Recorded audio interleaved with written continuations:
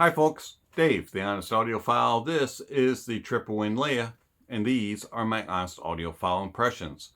I want to thank Linsoul for providing the Lea for review. Do greatly appreciate it. Linsoul, you rock.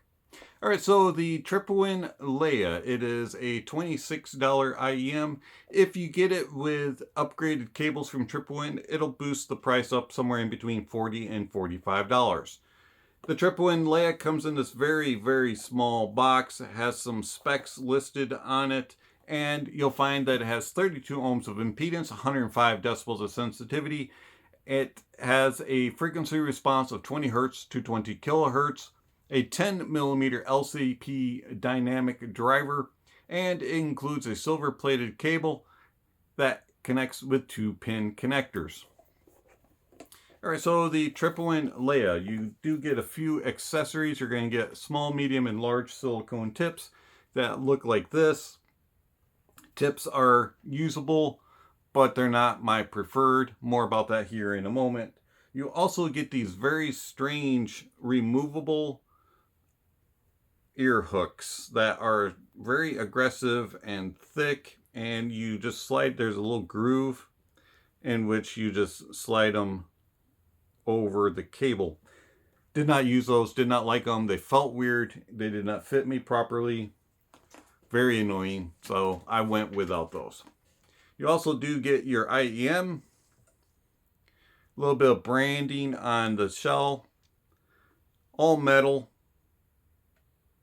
Pretty small. A little bit on the hefty side. I also like that the 2-pin connector is actually very small.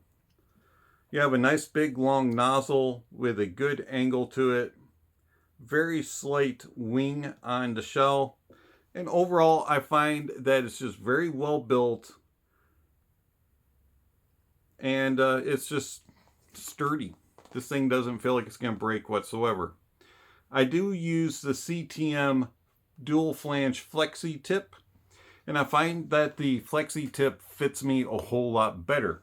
So when I have the stock tip on, I find that even with that longer nozzle, when they went in my ears, they just wobble around. They just did not fit properly, and I did not get a good seal. They were just loose in the ear, and if I would move my head somewhat aggressively, I found that they just popped out of my ears.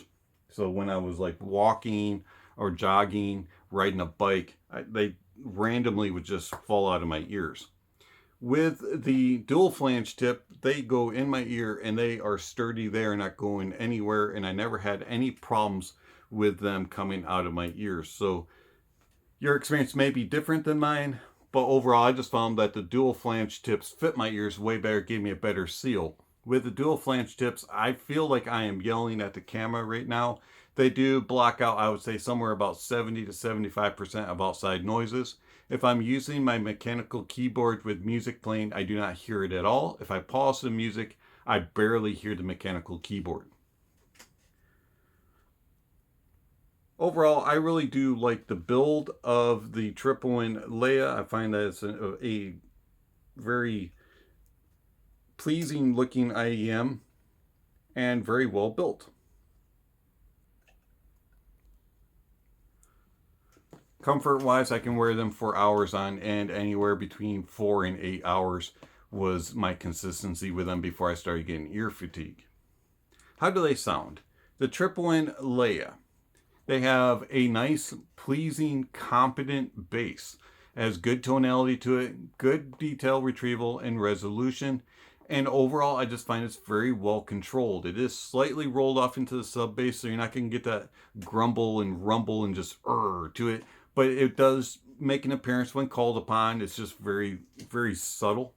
Mid bass is the focus. You do get a lot of mid bass punch and slam to it, but it's not going to be enough to really drive bass lovers crazy. It's more going to be about the quality presented than the quantity.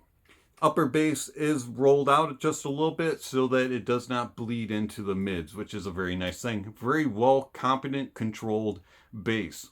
Then the mids have a slight thinness to them.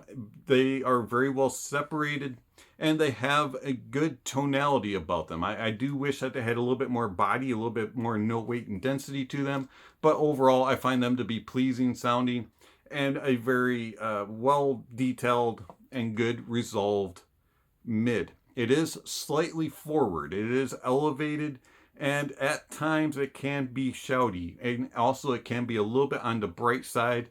And I find that they're very picky depending on song and volume levels. If you have the tendency to listen to music at louder volumes, the Lea will probably sound very shouty and aggressive to you.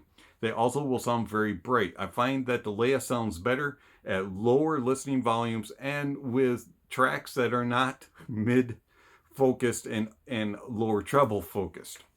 Speaking of the treble is elevated into lower treble, and then as you go through the treble, when you get towards the upper treble, it starts to roll off, and it does a nice job of keeping it from getting fatiguing and being too hot and too sharp. I find that the treble is very well controlled and it has good tone, just like the mids and the bass. And I find that overall the frequency response of the Tripowin Lea is very well controlled, has a nice naturalism to the note and tonalities, and I just wish that it was a little bit thicker and had a little bit more note weight and density. Soundstage. The soundstage of the Tripowin Lea is a little bit to be desired. It's not claustrophobic, but it's bordering on it. It is not very wide. I wish that it had more width to it and that it was more accurate in portraying venue sizes. It just struggles in that way. Everything kind of sounds small and compressed, and it just doesn't sound like it's very expansive. Depth and layering is a little bit better, but it's still not the most accurate soundstage. Also, imaging is very 3-blobish. It does a lot of herky-jerkiness as things travel across the stage, and it's just kind of here, here, here, instead of smoothly transitioning.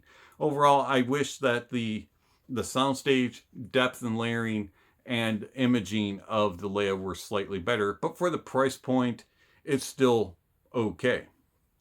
As far as detail, retrieval, and resolution, this is not the most detailed earphone out there, but it is not terrible. You're not going to really be missing anything, but don't be expecting to get every single little thing like somebody scratching their ear in the audience.